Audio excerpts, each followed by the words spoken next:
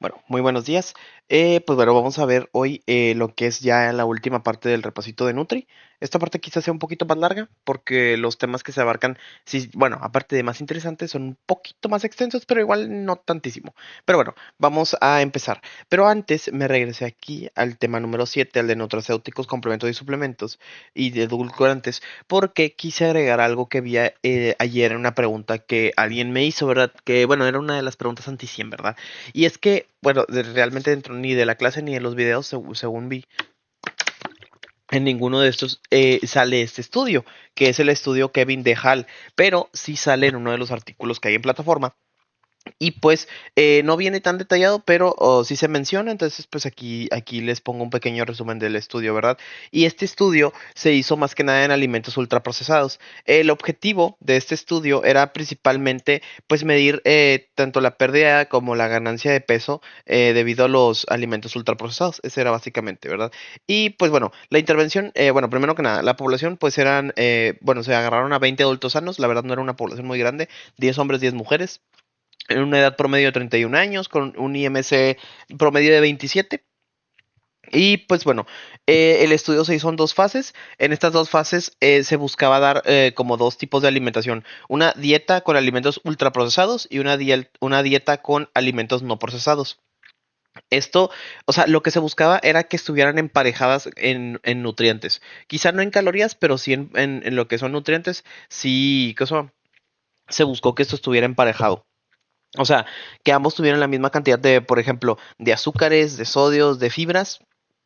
Y también otra cosa bien importante es que los participantes podían comer la cantidad de comida que quisieran. A esto se hace referencia con ad libitum. Ad libitum significa a voluntad o libremente. Entonces, bueno, insisto, fueron dos fases de 14 días cada una con una dieta con alimentos procesados ad libitum, o sea, a voluntad, y una dieta con alimentos no procesados a voluntad también.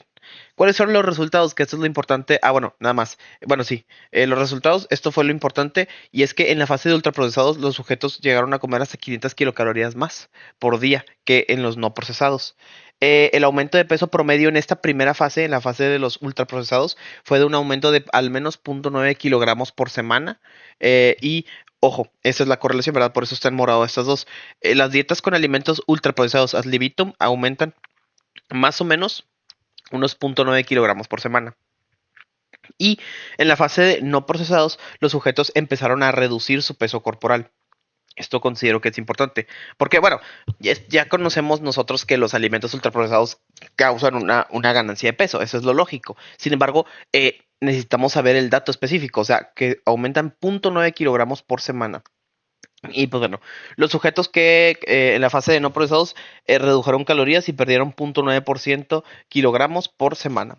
Y pues esto nada más, los resultados finales fue que el incremento de ingesta energética se asoció a comer más rápido, a mayor densidad energética y a mayor palatabilidad percibida. Y pues ya, eso es todo lo que dice este estudio. Y pues ya, nada más acuérdense bien de lo que dice en morado. Y pues que es el estudio Kevin Hall. Y ya. Muy bien. Vamos a continuar. A ver, ¿en qué nos hemos quedado? Ah, sí, cierto, ya me acordé. Bueno, ahora vamos a ver el tema de los ensayos clínicos clave en la intervención de la obesidad. Este tema, la verdad, bueno, la verdad es que a mí sí me gusta, la verdad se me hace algo padre, no sé por qué, me llama un poquito la atención. Pero bueno, vamos a ver primero la clasificación de los fármacos, un pequeño resumen de el fármaco que se estudió y el nombre del estudio. Nada más eso. Nada más aquí les pongo una preguntita, ¿verdad? Que venía en un examen y la preguntita decía textualmente, estudio que proporciona la mejor evidencia científica y pues bueno, la respuesta era ensayo clínico controlado. Ahí nada más para que lo sepan. Ahora sí, vamos a ver así nada más, se los pongo así de buenas a primeras porque algunas preguntas sí son nada más de que el nombre del estudio y el medicamento que se estudió, o el medicamento que se estudió y cuál es el nombre del estudio. Entonces aquí se los pongo. El Orlistat, pues se hizo el estudio Sendos, con O de Orlistat. Eh, ¿Qué hice? Ahí está. Bueno, también se hizo, bueno, insisto, de las combinaciones, la combinación de fentermina con topiramato se estudió en dos estudios, que es el estudio EQUIP y el CONQUER. Ah, que la chingada, ¿por qué pasa eso? Ah, bueno, sí, en el estudio Equip y en el Conquer en el 2012. Bueno, la combinación de naltrexona con bupropión, el estudio Core Y bueno, Core uno, Core 2 y Core Bmod estudió naltrexona con bupropión. Acuérdense bien, todos los estudios son los Core. Los agonistas GLP-1, bueno, ahí sí diferentes estudios los fueron analizando, ¿verdad? Los que son puramente agonistas GLP-1, o sea, liraglutida y semaglutida, liraglutida lo hizo el estudio SCALE, mientras que semaglutida lo hizo el estudio STEP. Y la tirzepatida, que es un dual, porque es un análogo de HIP como análogo de GLP-1, la tirzepatida. Es el estudio más reciente, de hecho, de los que vamos a ver, es el estudio más reciente y es el estudio SURMOUNT. Y por último, la lorcacerina, que la lorcacerina actualmente encuentra retirada del mercado porque aumenta la probabilidad de cáncer. De hecho, eso es pregunta y ahorita lo vamos a ver más a detalle. Pero sí, el estudio que se encargó de estudiar esto fue el estudio Bloom. Muy bien, ahora vamos a ver los resultados así más claves de los estudios, que pues es, pues por así decirlo, lo más importante. Bueno, en el estudio del Orlistat, en el CENDOS, pues hubo una pérdida moderada de 2,9 kilogramos más que el placebo, que la verdad, pues tomando en cuenta el porcentaje, de hecho, qué mal que no la agregué, pero hay una imagen muy buena que nos agregaron en las diapositivas, que igual ahí la tengo, que es la cantidad de peso que reducen, o sea, medido como en una barrita, la cantidad de peso que reduce cada medicamento. Y realmente, pues, esta pérdida de peso del Orlistat, pues, está bien, sí, pues sí sirve para bajar de peso, pero la verdad es que no disminuye tanto el peso. Más que el placebo, pues, muy poquito más. Y pues, lo que se encontró en el Sendos, más que una disminución de peso en el del Orlistat, es que el Orlistat ayuda a disminuir el riesgo de diabetes mellitus hasta en un 37%. Entonces, pues eso es lo importante del Orlistat. Otra cosa, bueno, la limitación de cada estudio también es importante verla. En el caso del Orlistat, la limitación principal eran los efectos adversos gastrointestinales, porque si recordamos el mecanismo de acción, el Orlistat es un medicamento que inhibe la lipasa pancreática bueno, sí, la lipasa en general, las lipasas en general. Y esto que provoca a nivel gastrointestinal, a nivel gastrointestinal, pues genera esteatorrea, flatulencias con caquilla, ¿verdad? Entre otras cosas. Entonces, esto va a provocar estos efectos gastrointestinales. Estos efectos gastrointestinales van a molestar a los pacientes y esto va a generar una adherencia baja. Esa fue la principal limitación del estudio Sendos. Luego, el estudio Equip y Conquer estudiaron principalmente la fentermina la combinación de fentermina con topiramato, porque recordemos que el topiramato por sí solo no está indicado para bajar de peso. La fentermina sí, pero el topiramato no.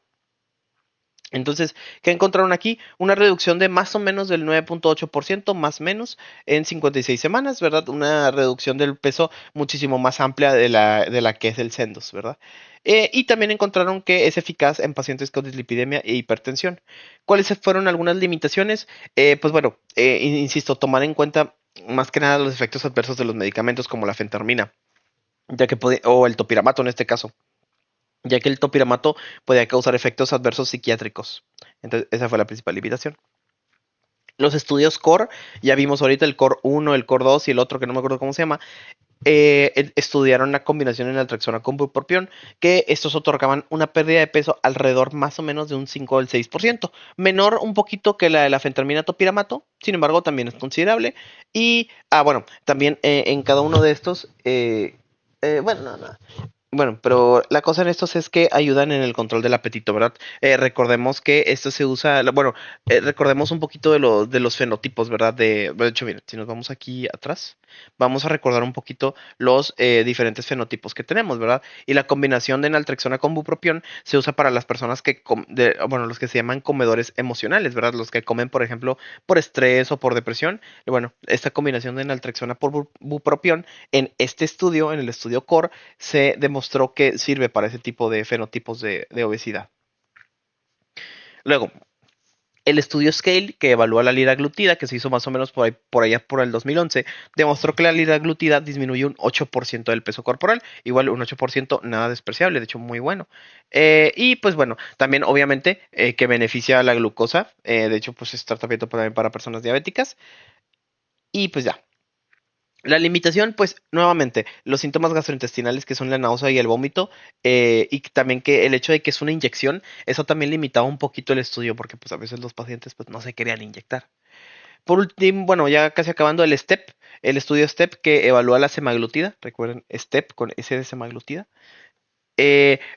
Bueno, la semaglutida o el Ozempic ya es un medicamento que disminuye bastante el peso, disminuye hasta un 15, bueno, 14,9, ¿verdad? Pero bueno, un 15% el peso en 68 semanas. O sea, tiene muchísima eficacia para tratar la obesidad y aparte disminuye en muchísima medida las comorbilidades.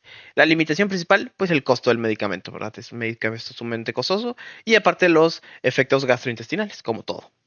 Y pues por último, el estudio Surmount, que como les comentaba es el más reciente de todos estos estudios, de hecho se hizo en el 2022, bastante reciente, y este demostraba una pérdida del 22,5% del peso, o sea, una pérdida del peso muy superior a la de los demás medicamentos que habíamos estado viendo, lo que deja la tirzepatida como el mejor medicamento en la actualidad para bajar de peso.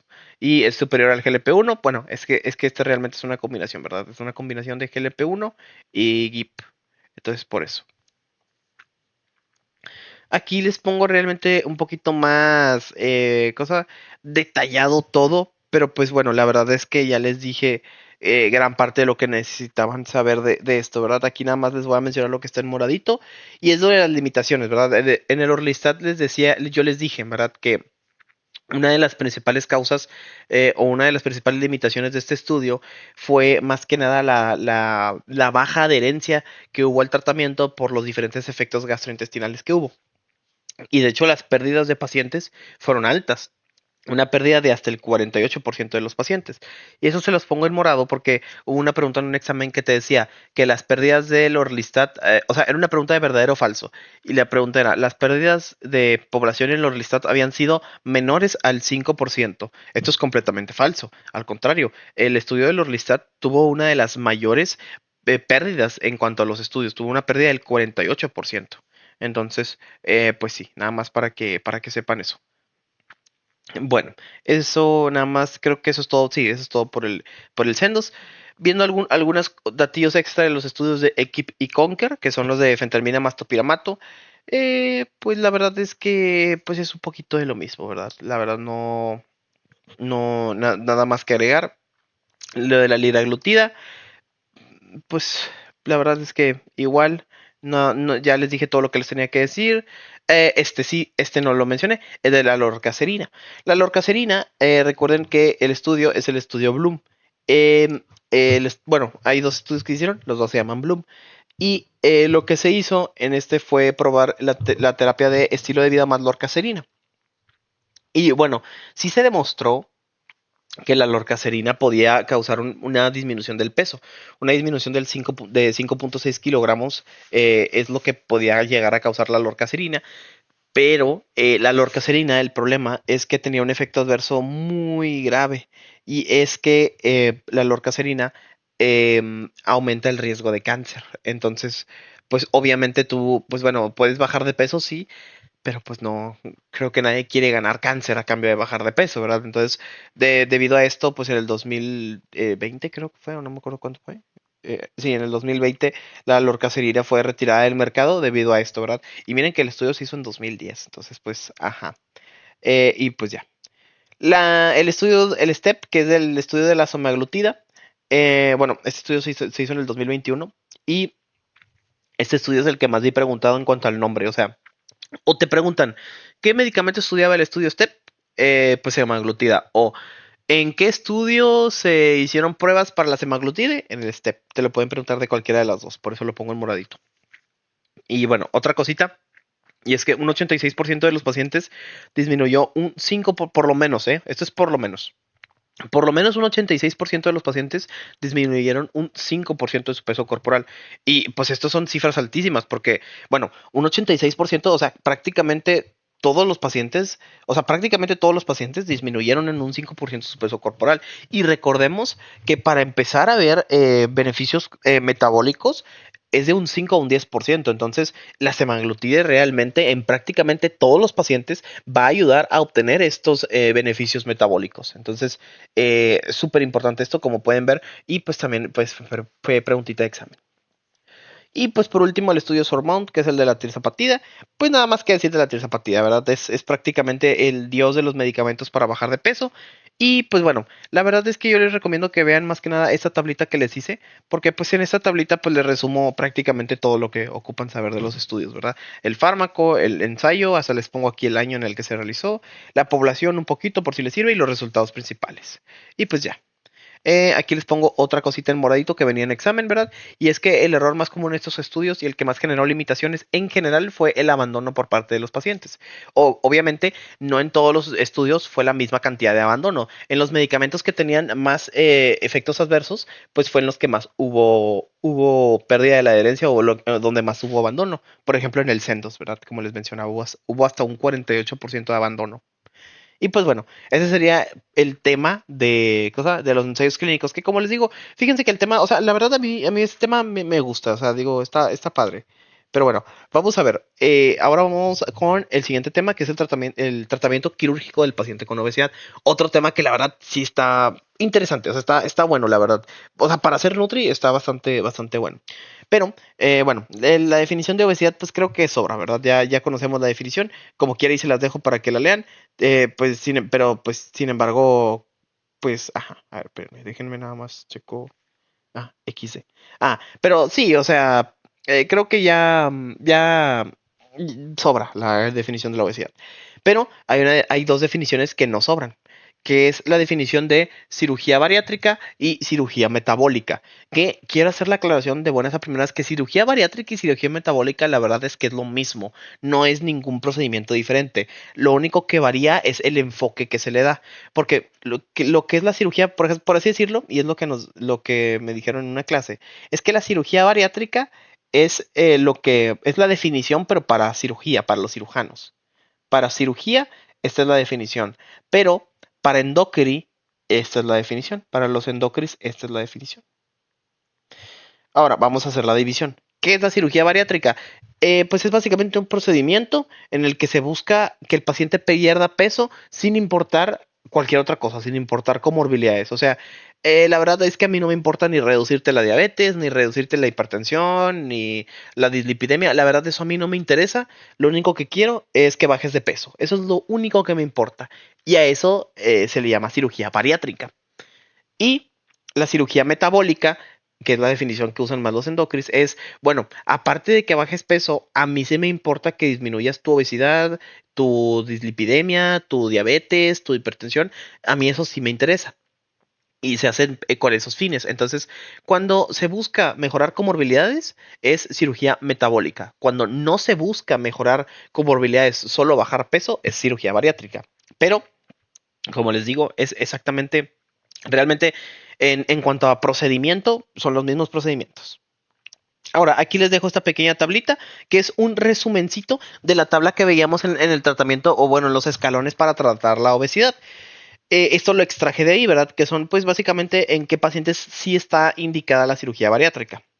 Por ejemplo, en un IMC arriba de 30 veíamos que realmente no está indicada la cirugía bariátrica, pero por ejemplo, si hay diabetes mellitus o síndrome metabólico, se podría llegar a considerar en casos quizá muy extremos, pero realmente no está tan recomendado en pacientes con un IMC arriba de 30 porque se guarda más que nada para los siguientes. En un paciente con IM3 arriba de 35 con comorbilidades como hipertensión o diabetes, si es candidato, y un IMC arriba de 40 con o sin comorbilidades, si es candidato. Ahora, ¿quiénes no son candidatos? Y cualquiera de estas es una potencial pregunta de examen y hay una de estas que especialmente que sí lo es. Un IMC abajo de 30, como ya lo mencionamos ahorita, no es candidato. No es candidato. Un paciente que tenga una condición psiquiátrica no controlada médicamente, o sea, si te viene un paciente que tiene esquizofrenia, pero sí está tratado, sí es candidato. Obviamente mientras cumpla lo del IMC. Pero si llega un paciente con esquizofrenia que no está tratado, que, o que se retiró el tratamiento, o sea, él mismo se lo retiró, o cualquier cosa, eso quiere decir que no es candidato para cirugía bariátrica.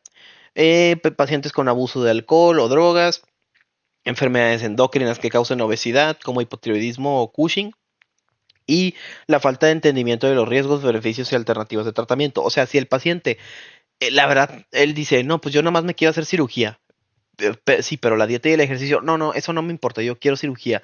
Bueno, es un paciente que no entiende bien las alternativas que hay de tratamiento, ni los riesgos ni los beneficios, entonces no es apto para que no es apto para que se le haga la cirugía. Entonces, este cuadrito de los no candidatos, aprendido.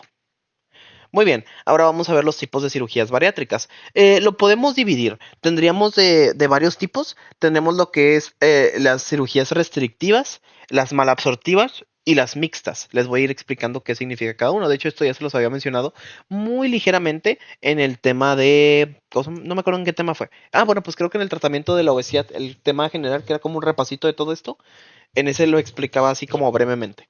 Bueno, una cirugía restrictiva es básicamente que se disminuye la capacidad del estómago para recibir alimento. ¿A qué se refiere esto? Pues tú restringes, ¿verdad? Por ejemplo, como vamos a ver ahorita en la banda gástrica, que ya no se suele usar, pero pues bueno, aquí está.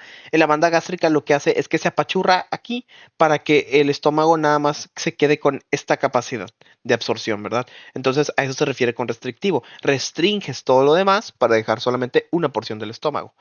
Entonces, ¿cuáles son las cirugías restrictivas? Uno, la banda gástrica ajustable, que es esta que ven aquí, y pues esta nada más con esta bandita que está aquí, pues tú restringes el ancho del estómago, ¿verdad? Eso es básicamente lo que se hace.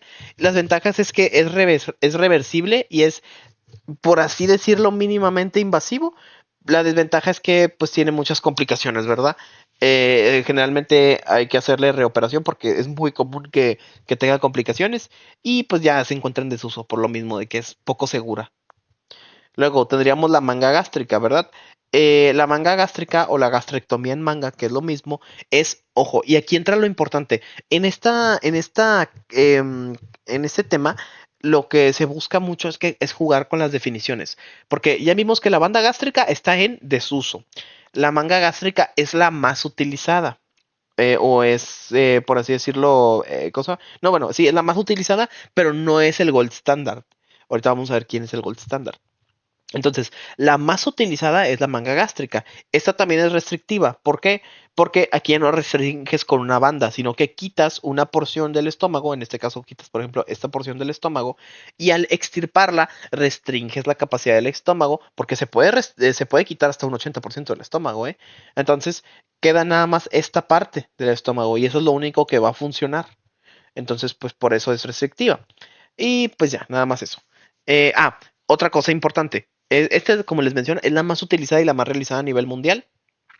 Y otra cosa, esta manga gástrica lo que causa como efecto gastrointestinal es mayor saciedad, porque obviamente el espacio del estómago pues disminuye el espacio, ¿verdad? Y al disminuir el espacio, pues si entra la misma cantidad de comida, pues se llena más rápido. Esto hace también que disminuya en parte la grelina, porque la grelina pues se produce en las células G del estómago y pues al cortar un 80% del estómago, pues también se disminuye la producción de grelina, ¿verdad? Luego, tendríamos otro tipo de cirugías que son las cirugías malabsortivas. ¿A qué se refiere con malabsortivo? Pues simplemente que evitas o haces una cirugía para evitar que los alimentos pasen por ciertas secciones del intestino delgado para que esas no se absorban. Por eso son malabsortivas. ¿Y cuál es en este caso la mejor? Pues la mejor es el bypass gástrico en Y de Rux. Esta, este bypass gástrico en Y de Rux sí es el gold standard. Ojo, este es el gold standard bueno, en general para cirugías bariátricas. Ojo, es diferente decir que es la más utilizada a decir que es el gold standard. Entonces, recuérdenlo bien, ¿verdad? Y pues ya nada más eso. Algo interesante de esta cirugía del bypass con Y de Rux es que puede provocar una remisión de la diabetes mellitus. Ojo, con remisión de la diabetes mellitus no me refiero a que la diabetes se va a ir completamente, que el paciente ya no va a ser diabético. Me refiero más que nada a que va a entrar en un estado de latencia, por así decirlo. Este estado de latencia se refiere a más o menos que el paciente tenga una hemoglobina glucosinada que esté en metas y que aparte sin tratamiento antidiabético por al menos 3 meses. A esto se le llama remisión de la diabetes. Y bueno, complicaciones, esto es algo importante. Estamos hablando de que va a haber, de que va a haber lo que se llama ¿cómo se llama? Va a haber, es una cirugía malabsortiva. Al ser una cirugía malabsortiva, obviamente va a haber déficits vitamínicos. Entonces, eso es una de las principales complicaciones. Pero la que sí quiero que se lleven, porque ha sido pregunta, es la hernia interna. La hernia interna es una complicación típica. Bueno, más o menos típica, ¿verdad? No, no es muy frecuente, pero pues más o menos típica de este tipo de bypass de NY de Rux, específicamente de este. Entonces, eso y que es la principal causa de obstrucción en pacientes con cirugía bariátrica. Eso acuérdense muy bien porque pues fue pregunta, ¿verdad? Muy bien. Por último, las mixtas, o sea, una cirugía tanto mixta, digo, perdón, tanto restrictiva como malabsortiva, o sea, se mezclan un poquito de los dos. ¿Esta cuál es? Es la derivación biliopancreática con cruce duodenal. Esta se le llama que es la cirugía por excelencia. No es ni el gold standard, no es tampoco la más realizada, es la cirugía por excelencia, así le llaman malamente, ¿verdad? Yo creo que está malamente dicho, pero bueno, es la cirugía por excelencia. ¿Y en esta qué va a pasar? Pues bueno, se va a hacer básicamente un desmadre, ¿verdad? O sea, por ejemplo, en este caso lo que se hizo fue primero que se quitó una parte del estómago y aparte de que se quita una parte del estómago, se desconecta al duodeno y se conecta con otra asa intestinal, ¿verdad? Que va a comunicar directamente al intestino grueso. Entonces, pues eso. Entonces, pues sí es algo bastante, o sea, sí se ve bastante impresionante esta cirugía, la verdad, porque es un cambio muy grande en la anatomía gastrointestinal. Pero bueno, en esta qué va a pasar, va a haber una mayor pérdida de peso y remisión de las comorbilidades, sí, sí que la va a haber, pero así como esta cirugía tiene muchos beneficios, es muy peligroso hacerlo, ya que debido a que combina también los dos mecanismos, puede provocar hasta un 80% de desnutrición. O sea, puede bajar el peso hasta en un 80%. Y sí, yo sé que suena como demasiado y que a lo mejor me estoy equivocando, pero no, es que sí. Por ejemplo, imagínense, llega un paciente que pesa, no sé, unos 220 kilos y le quitas el 80%. O sea, bueno, serían como... bueno, lo vas a dejar como en 44 kilos. A un paciente que estaba en obesidad grado 3 lo bajas a una desnutrición. Así, o sea, sí está muy cabrona esta cirugía. Por eso mismo es que esta cirugía, la derivación biliopancreática, se guarda específicamente para pacientes con obesidad mórbida, de verdad muy mórbida, porque como les digo, la disminución del peso es de verdad brutal, o sea, es una disminución de peso muy abrupta que puede traer consigo muchas comorbilidades, digo, perdón, muchos efectos adversos, simplemente la anemia, déficit de vitaminas liposolubles, desnutrición, entre muchísimas otras cosas. Entonces, si bien esta cirugía es la que tiene el mayor, la mayor disminución de peso, a la vez es la más peligrosa. Entonces, aquí les pongo este pequeño cuadrito, ¿verdad? Que es un cuadrito, ¿verdad? De menor a mayor grado de malabsorción. Empezando con la banda gástrica, que es la que menos, la manga, el bypass en Y de Rux y la derivación bilopancreática. Muy bien. Creo que es de esta página, ¿no? Ok, ahora sí, mecanismos de acción, pues es un poquito de lo mismo, ¿verdad? Lo restrictivo, hay menor capacidad gástrica, como en el ejemplo de la bandita que les decía, tú tapas un segmento del estómago o en la manga gástrica que recortas un pedazo del estómago, bueno, ahí estás restringiendo porque hay menos espacio. Malabsorción, que hay menor contacto, ojo, esta definición sí es importante, menor contacto del alimento con la mucosa intestinal. Eso es lo que se busca, ¿para qué? Para que se reabsorba menos, porque al final de cuentas, ¿dónde se reabsorben las cosas? Pues en la mucosa. Y por último, cambios hormonales, que esto sí es importante, esto sí considero bastante importante que lo sepan. Primero que nada, va a haber un aumento del GLP-1 y del péptido Y. El GLP-1, recordemos que estimula la saciedad, esa es una cosa que hace, estimula la saciedad, disminuye la ingesta y mejora el control glucémico. El péptido Y o el péptido Y disminuye el apetito y enlentece el vaciamiento gástrico. Ahora, ¿quiénes se van a disminuir? El HIP y la grelina. Ya lo veíamos hace un momento, ¿verdad? El HIP va a reducir, bueno, cuando se reduce, va a reducir la acumulación de grasas y la grelina pues disminuye el apetito, ¿verdad? Muy bien, ahora vamos a ver resultados y eficacia. Bueno, en la manga gástrica, que ya habíamos visto que es pues bastante, bueno, es de las que más se suelen hacer a nivel mundial, la manga. Pues hay una pérdida del 25 al 30% del peso, que es bastante bueno, ¿verdad? Es una pérdida razonable. El bypass, que es el gold standard, hay una pérdida del 30 al 35%. Y en la derivación biliopancreática hay una pérdida del 40 al 50% con mayor riesgo y, como les digo, puede ser hasta un 80% si, No sabría si decir si todo sale bien o si todo sale mal, ¿verdad? Pero pues bueno, hay una pérdida hasta del 80%, que es una pérdida muy considerable. Y pues la banda gástrica, como les menciono, actualmente es poco usada porque tiene muy poca eficacia. Ahora vamos a ver la mortalidad, que se los pongo en morado porque sí lo llegaron a preguntar. La verdad es una pregunta clavadita, la verdad, lo de la mortalidad, pero bueno, yo aquí se los puse. Perdón, tome agua. Bueno, la mortalidad está rondando aproximadamente el 0.3%. O sea, realmente eso es lo que es la mortalidad general de todas las, ¿cómo se llama? De todas las cirugías bariátricas. Ahora, algunas, o bueno, depende de la cirugía bariátrica, va a tener más o menos, ¿verdad? Por ejemplo, un bypass en Y de Rux puede tener una mortalidad de un 0.3 a un 0.6%, pero la que me interesa más que nada que se sepan es la de la derivación biliopancreática, y es que llega a una mortalidad hasta del 1.6%.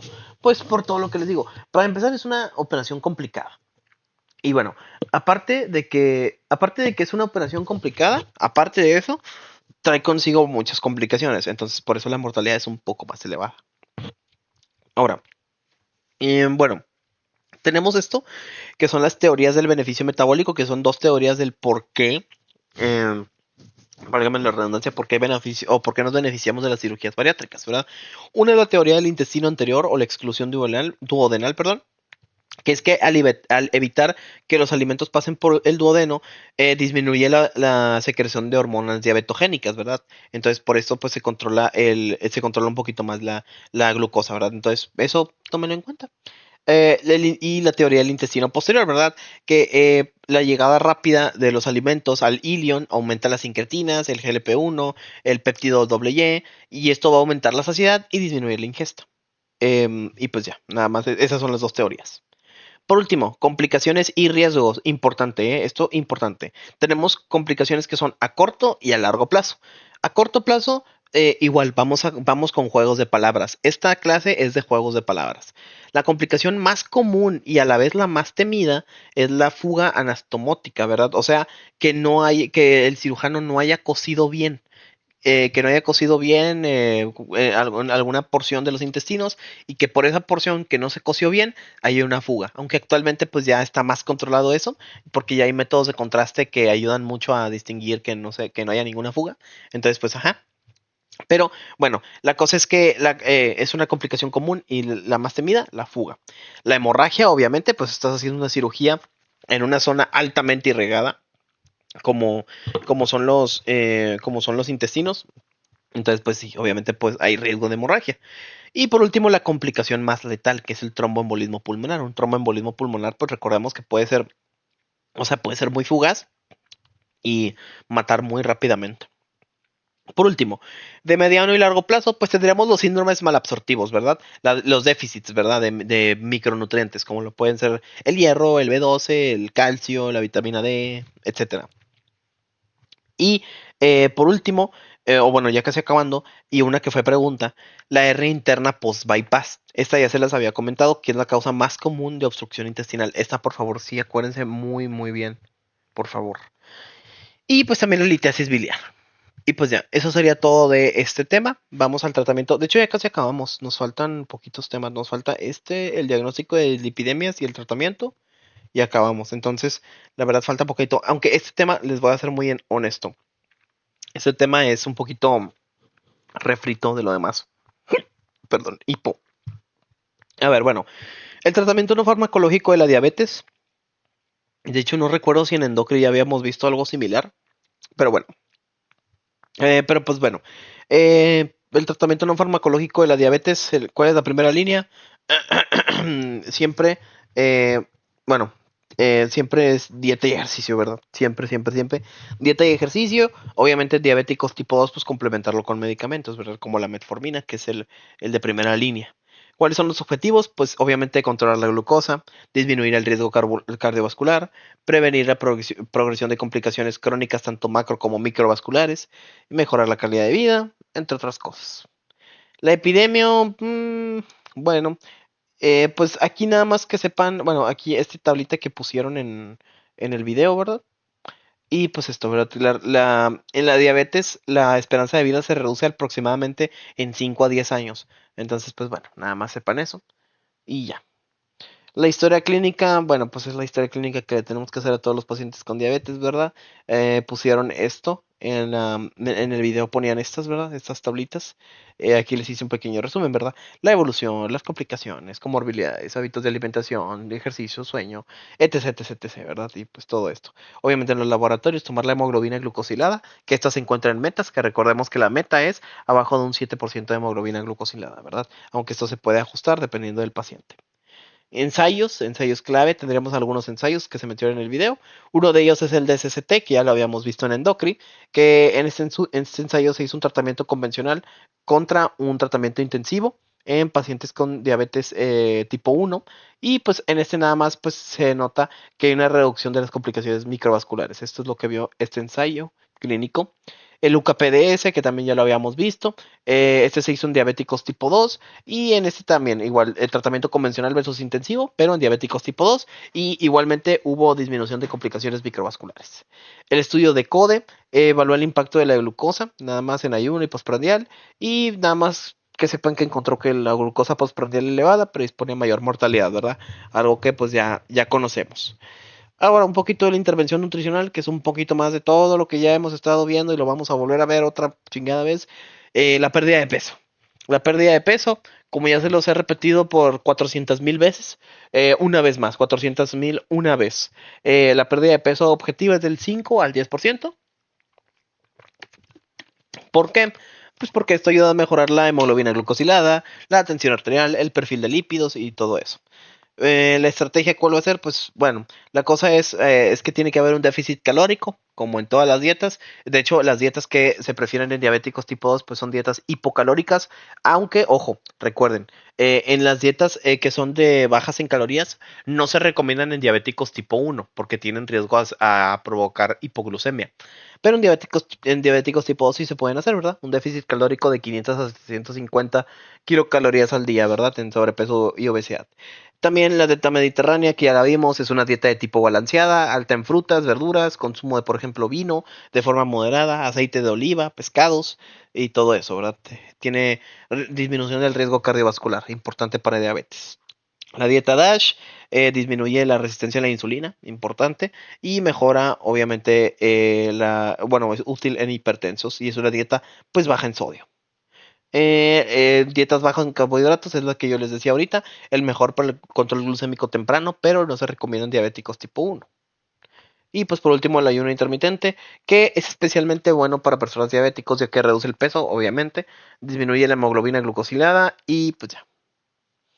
Esta es la disminución que debería de tener de macronutrientes un paciente diabético, ¿verdad? De 45-50% carbohidratos, 15 a 20% de calorías, grasas menores al 30%, fibra 30 a 35 gramos al día, depende si es hombre o mujer, colesterol menos de 300 miligramos al día y edulcorantes, de preferencia los no calóricos, o sea, como el aspartame o la sucralosa. Y pues ya, el control de peso, ya sabemos, del 5, bueno, menos del 7 o el 5 al 10%, porque ayudan a reducir comorbilidades, ¿verdad? Apnea del sueño, reduce riesgo cardiovascular, bla, bla, bla, bla, bla. Y ya, se acabó el tema. ¡Woo! Muy bien, ahora sí. Perdón, es que ese tema, híjole, sí era un tema medio innecesario, la verdad. Bueno, como la mitad del temario de Nutri. Pero bueno, vamos a ver. Vamos a ver los últimos dos temas, que es diagnóstico de dislipidemias y el tratamiento de las dislipidemias. Estos temas son un poquito largos, son un poquitín largos, pero pues no tanto. Vamos a ver, las dislipidemias pues son alteraciones en las lipoproteínas, ¿verdad? O un aumento en la cantidad de lipoproteínas plasmáticas. Eso es una dislipidemia.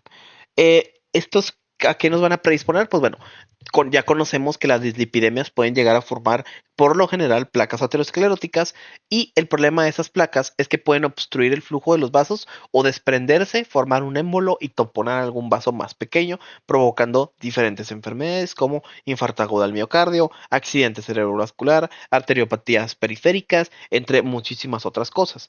Pero bueno, estamos en general viendo lípidos y lo que es los lípidos tipo como colesterol y eso no es lo único que vemos, también vemos triglicéridos, es otro tipo de lípido. ¿Y los triglicéridos qué pueden causar? Bueno, en altas cantidades los lípidos pueden llegar a causar pancreatitis aguda. Unos triglicéridos arriba de 1000 o arriba de 500 pueden llegar a causar esto. Y la combinación del aumento de colesterol y de triglicéridos puede llegar a causar lo que es el síndrome metabólico. Muy bien.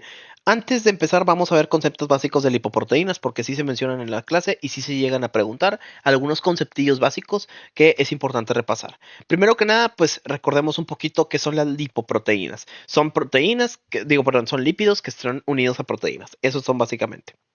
Ahora, las lipoproteínas aquí está su estructura.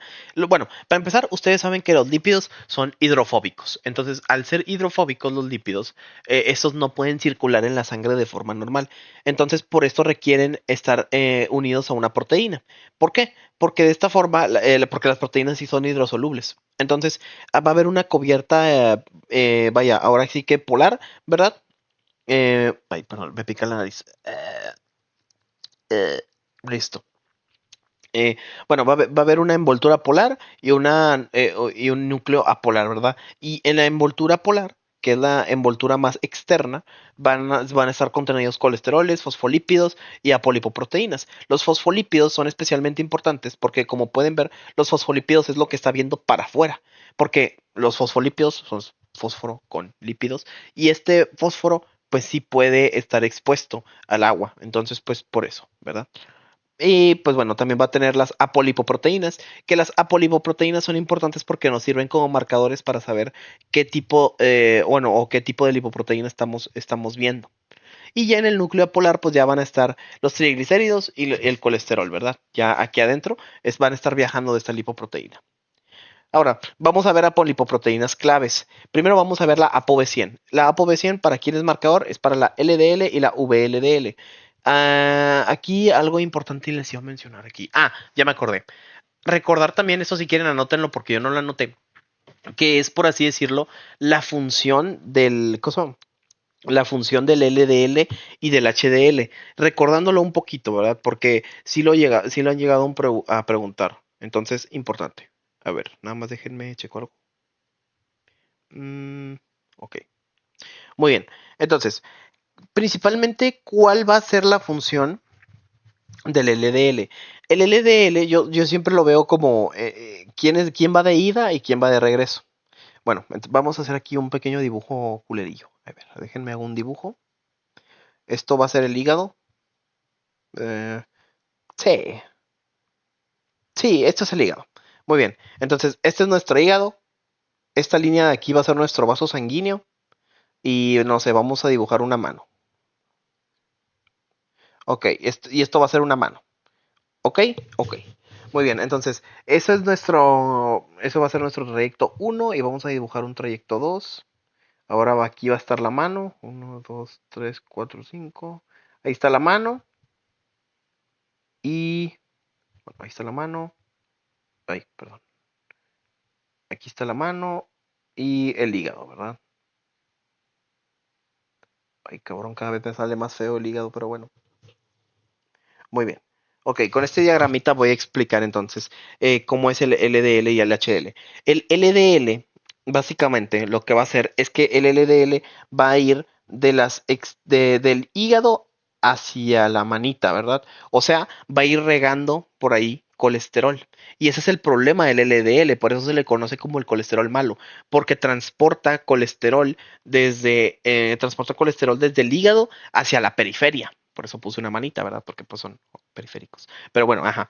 Entonces, transporta colesterol desde el hígado a la periferia y eso es malo. ¿Por qué? Porque mientras más va regando su colesterol, el LDL, mientras más va regando colesterol, más probabilidad hay de que haya un evento aterosclerótico, ¿verdad? Porque cada vez va poniendo más plaquitas. Por eso un LDL elevado se asocia con mayor riesgo cardiovascular.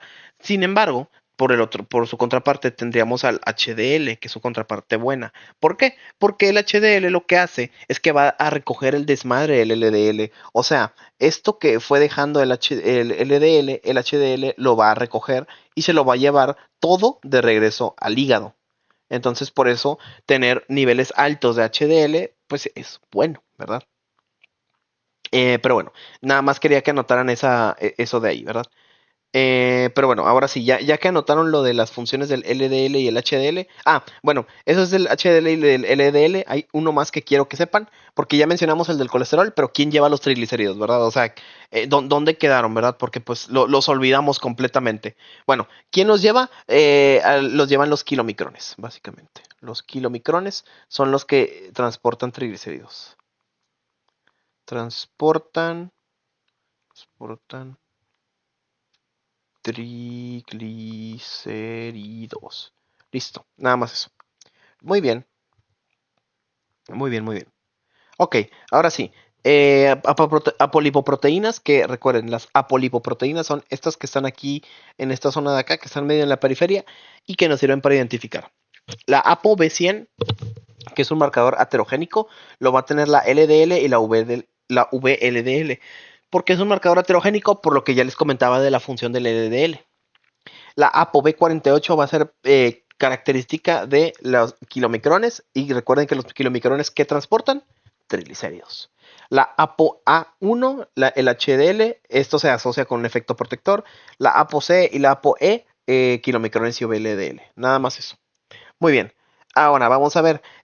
Los kilomicrones, bueno, ya les había comentado yo que transportan triacilgliceroles y pues que tienen como lipoproteína, tienen a la ApoB48, la ApoC y la ApoE y pues los degrada esta enzima, ¿verdad? Que es la, ojo, el nombre es lipoproteín lipasa. Importante, ¿eh? Importante el nombrecito. Bueno, y aquí les pongo un poquito de la degradación del LDL, ¿verdad? O sea, el VLDL, que esto significa, ¿cómo? Significa lipoproteína de alta densidad, se va a convertir en una lipoproteína de mediana densidad y después a una lipoproteína de baja densidad, ¿verdad? Perdón, no es de alta, es de muy baja, porque es very low density lipoprotein. Y pues ya. Nada más aquí que sepan que la LDL es rica en colesterol y que es la principal lipoproteína aterogénica, por lo que les comentaba hace un momento, ¿verdad? Que ella lleva los lípidos del hígado, digo, perdón, lleva el colesterol del hígado, lo lleva a la periferia. Y el HDL es causa transporte reverso, ¿verdad? O sea, del tejido periférico al hígado. Y pues ya. El PCSK9, que son bueno, degrada receptores de LDL hepáticos. Entonces, cuando estos degradan, va a haber un LDL sérico aumentado. Y pues ya. Muy bien. Pues ya, eso era todo lo que quería que revisáramos sobre los conceptos básicos, ¿verdad? De todo este rollo. Porque, a ver, espérenme, ¿por qué me están mandando mensaje? Bueno, X, ahorita lo reviso. Bueno, pero la cosa es que eso es lo que quería que revisáramos ahorita sobre los conceptos básicos de lipoproteínas. Porque, insisto, si pueden preguntar algo de alguno de ellos, entonces es mejor importante saberlos. Nada más que sepan eso, ¿verdad? O sea, ¿qué cosa? Los apolipoproteínas clave de cada una, la función que hace la LDL, la HDL y los kilomicrones, que la LDL se relaciona bueno, a placas ateroscleróticas, que la HDL tiene efecto protector y pues los kilomicrones que pues existen. Muy bien. Ahora, clasificación de dislipidemias. Pues bueno, aquí depende, ¿verdad? Tenemos de a dos. Tenemos primarias y tenemos secundarias. Las primarias son de origen genético y pueden ser monogenéticas o poligenéticas. Con monogenéticas, ¿a qué me refiero? Que se afecta una sola cosa del metabolismo em, pues de los lípidos, ¿verdad? Y dentro de las monogenéticas, la más importante y preguntable, que te preguntan cuál es un ejemplo de una dislipidemia primaria, pues la hipercolesterolemia familiar. Que, bueno, en la hipercolesterolemia familiar puede haber defecto, ahí sí va a depender en qué lo haya, pero puede haber defecto en diferentes cosas. Por ejemplo, un defecto en el receptor de LDL, aumentando el LDL sérico, porque pues no hay receptor para degradarse.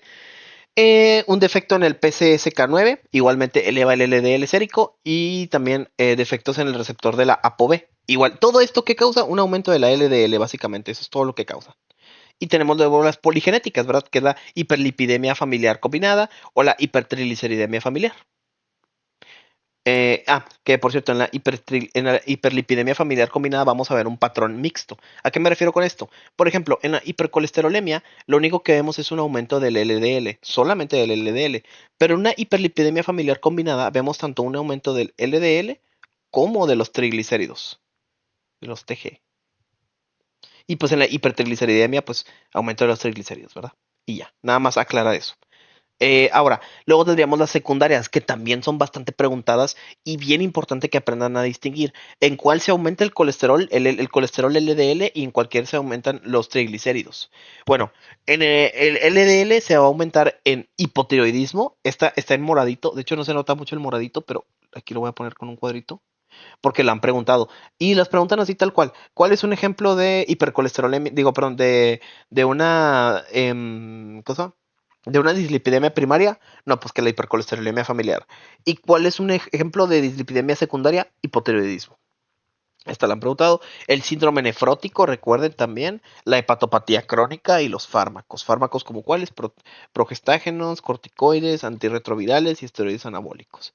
¿Y quién me va a aumentar los triglicéridos? La diabetes mellitus, la enfermedad renal crónica, la obesidad, obviamente, el alcoholismo, el embarazo, el hipotiroidismo también me disminuye. De hecho, por eso es doblemente importante, porque el hipotiroidismo te causa un patrón mixto. Ahorita vamos a ver lo que es el patrón mixto.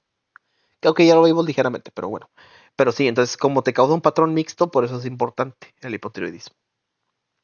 Ahora, según el perfil lipídico, podemos tener ahora sí que una hipercolesterolemia, una hipertrigliceridemia o una dislipidemia mixta. Vamos a ver cada uno. Una hipercolesterolemia, ¿qué es? Pues que se eleve el LDL, a eso se refiere. Una hipertrigliceridemia, que se eleven los triglicéridos. Y una mixta, pues que se eleve el colesterol total, el LDL y los triglicéridos, ¿verdad? Que, como les digo, un ejemplo de una dislipidemia secundaria mixta, ¿quién lo puede dar? Pues el hipotiroidismo. Entonces, eso, importantito. Muy bien, siguiente. ¿Cuál va a ser el abordaje diagnóstico inicial? Pues primero, pues la historia clínica, ¿verdad? Por ejemplo, una persona con antecedentes de evento cerebrovascular, o una persona que ya tuvo una pancreatitis, o que tiene santomas tendinosos, que de hecho esto es bastante preguntado, el arco corneal precoz, que ahorita también lo vamos a ver qué es. Todo esto son hallazgos de dislipidemia. También la presencia de comorbilidades como diabetes, hipertensión, obesidad o enfermedad tiroidea o renal nos puede dar indicio de que a él le tenemos que hacer un perfil de lípidos, porque hay que ver si los tiene elevados o no. Y pues bueno, a la exploración física, ¿qué cosas podemos observar que nos pueden dar indicios de una dislipidemia? La verdad es que durante la exploración física, bueno, si encontramos, mejor dicho, hallazgos de dislipidemia a simple vista durante la exploración física, y esto grábenselo, es que lo más probable es que sea de origen genético, de origen genético. ¿Cuál es la patología, la dislipidemia primaria en este caso más común? Pues la hipercolesterolemia familiar, ¿verdad? En esta que vamos a encontrar santomas tendinosos, que son estos que se ven aquí. Aquí está un santoma tendinoso. Los antelasmas, que los antelasmas son estas plaquitas de grasita, ¿verdad? Alrededor de los ojos. El arco corneal precoz, que el arco corneal precoz es esto, que igual es acumulo de grasita, güey, a lo largo de los ojos, ¿verdad? Entonces, si ven cómo se forma aquí este arquito, ese es el arco corneal precoz. Entonces, es importante, ¿verdad? También, bueno, ya les mencioné esto, que esto es generalmente genético, tanto los santomas, los antelasmas y el arco corneal son genéticos, pero hay otras cosas, por ejemplo, una obesidad central que muy prominente, o bueno, como dice aquí, ¿verdad? Arriba de 90 en hombres y arriba de 80 en mujeres, pues nos puede llegar a, ¿cómo nos puede llegar a indicar igual una hipercolesterolemia, digo, perdón, una hipercolesterolemia, una dislipidemia, pero pues en este caso pues podría ser tanto primaria como secundaria, ¿verdad? Aunque generalmente suelen ser más perdón, secundarias. Ahora, laboratorios básicos, pues hay dos, ¿verdad? El que más se usa, así 100%, es el perfil de lípidos, ¿verdad? ¿Qué vamos a buscar en el perfil de lípidos? Pues el colesterol total, el LDL, el HDL, los triglicéridos y eso, ¿verdad? Los lípidos, vaya. Y también hay otra cosa. Es una fórmula que es para calcular el LDL de forma manual, ¿verdad? Que es la fórmula de Friedewald. Bueno, obviamente pues está en desuso, prácticamente en desuso, ¿verdad? Porque, por ejemplo, si tú estás en servicio en una zona rural en el que no tienen acceso a laboratorios como el perfil de lípidos, pues bueno, puedes usar esta fórmula para calcular el LDL, ¿verdad? También. Aunque bueno, como quiera ocupas otros valores como el colesterol y el HDL, pero pues bueno. O si no te dan, bueno, quién sabe para qué la uses, la verdad, pero pues bueno, ahí está. Ahora, criterios de diagnóstico, aquí les pongo una premisa que es importante. A partir de los 20 años se puede llegar a realizar un perfil de lípidos. Si no se tiene factores de riesgo, se repite cada 4 años, pero si sí tiene factores de riesgo, se debe de hacer cada año o cada 2 años máximo. Vamos a ver valores. Hipercolesterolemia. ¿Cuáles son los valores? Bueno, que la LDL esté arriba de 130 o en 130 miligramos sobre decilitro y que el colesterol total, bueno, o que esté el colesterol total arriba de 200 o en 200 miligramos sobre decilitro. La hipertrigliceridemia, triglicéridos arriba de 150 o en 150. El HDL, recordemos, el HDL bajo, en este caso bajo, no alto. Un HDL alto, recuerden, significa un HDL alto está bien. Porque si el HDL está alto, significa que tenemos protección. Pero si está bajo, eso está mal, porque si tenemos bajo HDL, no tenemos quien recoja el desmadrito del LDL. Por eso si está bajo, está mal. Y es entonces que un HDL abajo de 40 en hombres y abajo de 50 en mujeres está mal. Y pues en una dislipidemia mixta, pues vamos a encontrar todo elevado, ¿verdad? O sea, CT, que es colesterol total, LDL, triglicéridos y HDL, ¿cómo va a estar? Bajo el HDL. Y pues los valores extremos, ¿verdad? Arriba de 1000 o arriba de 500 de triglicéridos va a haber una pancreatitis. LDLs arriba de 190, pues podemos sospechar de algo genético. Pues diagnósticos diferenciales, en la hipercolesterolemia familiar, insisto, un LDL muy elevado, arriba de 90, con santomas tendinosos, con historia familiar de evento cerebrovascular prematuro y con estas características, recordemos el arco corneal, los santomas tendinosos, aquí hay más santomas tendinosos, más santomas tendinosos. ¿Cómo? Todo esto nos indica una hipercolesterolemia familiar. También la presencia de santelas que aquí no tiene foto, pero bueno. La hiperlipidemia familiar combinada, que es aumento de triglicéridos con colesterol total, y en esto pues puede variar. Y la hiperquilomicronemia, que recordemos, tenemos hipertrigliceridemia, que es aumento en los triglicéridos, ¿y quién transporta los triglicéridos? Pues los kilomicrones, ¿verdad? Entonces, si hay hiperquilomicronemia, pues hay entonces hipertrigliceridemia. ¿Y esto qué nos puede conllevar? A una pancreatitis. Y pues ya la dislipidemia diabética que trae hipertrigliceridemia y ya. Aquí les dejo esta pequeña tablita de valores, nada más para que la vean por si les sirve y ya. Factores de riesgo, tenemos factores de riesgo mayores, igual aquí están, aquí los van a poder ver, pero tenemos factores de riesgo mayores, adicionales y no tradicionales. Los factores de riesgo mayores, o sea, los que más van a predisponer a una dislipidemia es la edad avanzada, mientras más vamos creciendo, porque recuerden, acuérdense del tema de nutrición en los adultos mayores. En los adultos mayores todo disminuye. Lo único que no disminuye son los lípidos. De hecho, los lípidos forman un 30% de la nutrición total de los viejitos. Entonces, como todo va bajando a medida que crecemos menos los lípidos, pues predispone a dislipidemias, ¿verdad? Obviamente.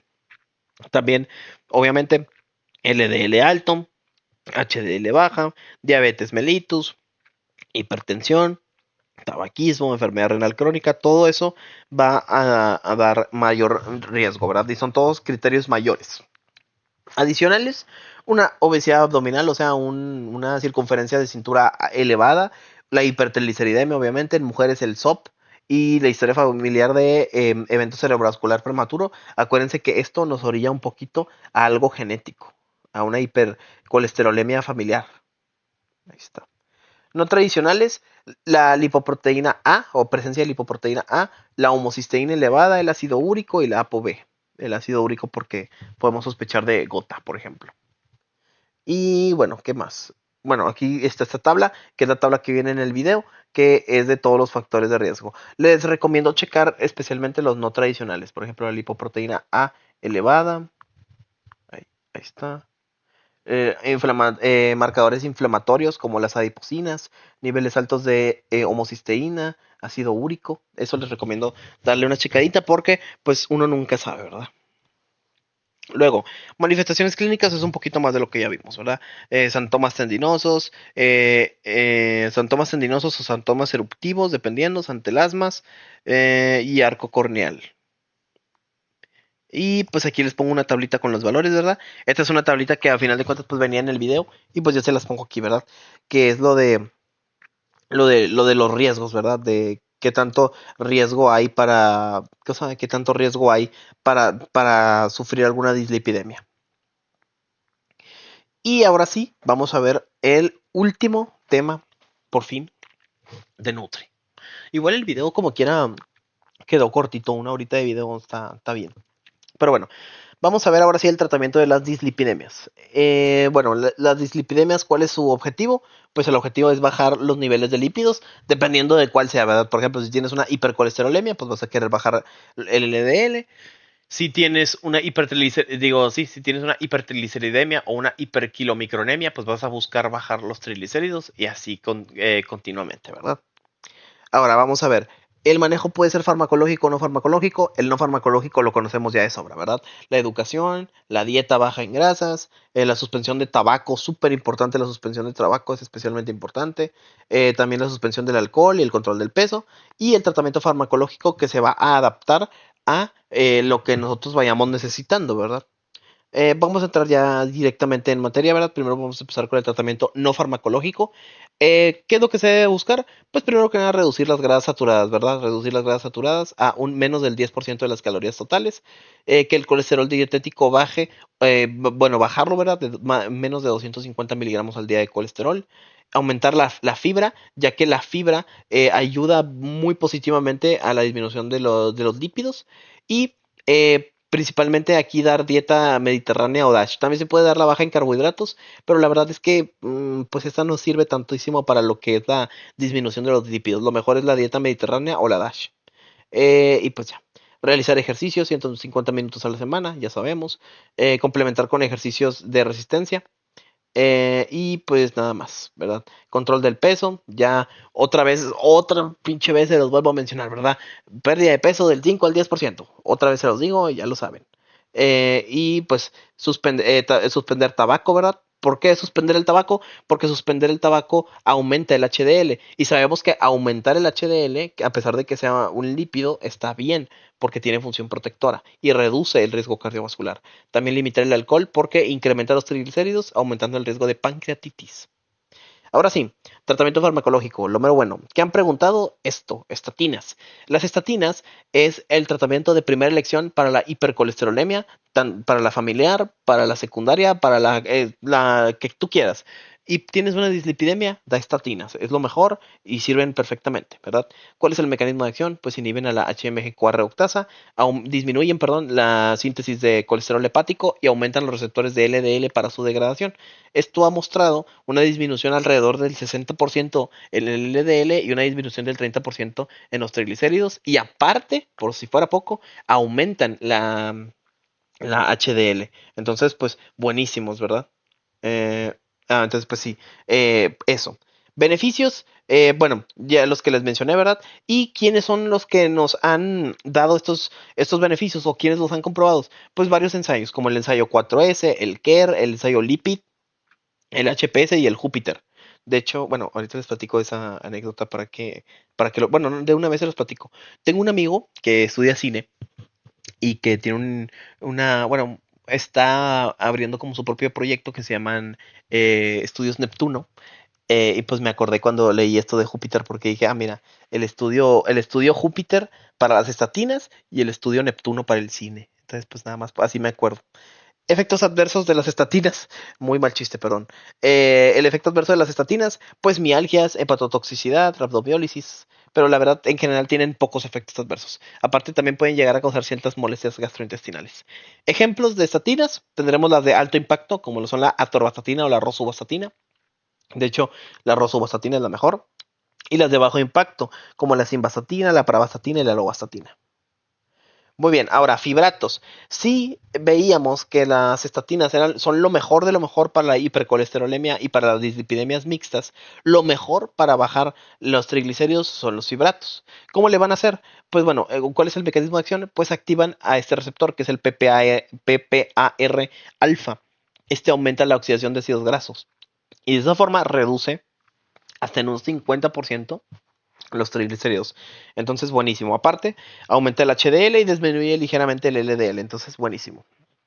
Se usa mucho en la dislipidemia diabética. Pues por lo mismo, ¿verdad? De que es bastante útil. Efectos adversos: colitiasis, dispepsia y miopatía. Y ojo, generalmente los fibratos y las estatinas no se mezclan. ¿Por qué no se mezclan? Pues principalmente no se deben de mezclar porque pueden provocar una cosa, porque pueden provocar un aumento en los efectos adversos. Entonces, no se usan. O sea, no se usan juntos, vaya. Luego tendríamos el ezetimibe, que la verdad se usa poco. Es un inhibidor de este receptor del NPC1L1 que está a nivel intestinal, ¿verdad? Y lo que hace es, pues, absorber colesterol. Y pues si lo inhibe, se inhibe menos colesterol. Aunque la verdad, pues, la verdad es que tiene pocos efectos, por así decirlo. Tiene una disminución hasta del 20%, pero la verdad es que suele ser mucho menos del 15%. Y bueno, se combina con estatinas para mejorar su efectividad, pero la verdad es que, la verdad no ayuda tanto. El estudio bueno, válgame la redundancia, que estudió este medicamento es el Improvit. El ácido nicotínico o la niacina. La niacina ya la habíamos visto, de hecho, la habíamos visto en el tema de los, espérenme, ¿en qué tema fue? En el de los micronutrientes, ya la habíamos visto. Eh, ya la habíamos visto. Y si recuerdan, yo les había dicho que la niacina, o también llamada vitamina B3, ahí pónganle vitamina B3, había ciertas vitaminas que se podían usar con fines terapéuticos. Bueno, la niacina es una de ellas. La niacina se puede usar en dosis muy elevadas para disminuir los triglicéridos. De hecho, eso fue pregunta de examen. ¿Cuál de las siguientes vitaminas se utiliza para disminuir triglicéridos? La vitamina D3, digo, perdón, B3, que tiene una disminución hasta del 20 al 30% de los trigliceroles. Entonces, importante.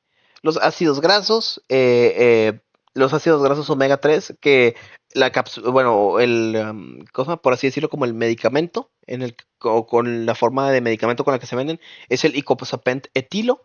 Este se usa igualmente para los triglicéridos y tiene, de hecho, muy buenos resultados. Disminuye muy bien los triglicéridos, casi también como los fibratos. Entonces, pues sí, es bastante útil. Y el estudio que hizo estos hallazgos fue el estudio Reducit. Los estudios, ojo, se los menciono porque son importantes. Causa más que nada alteraciones gastrointestinales y aumento de sangrados.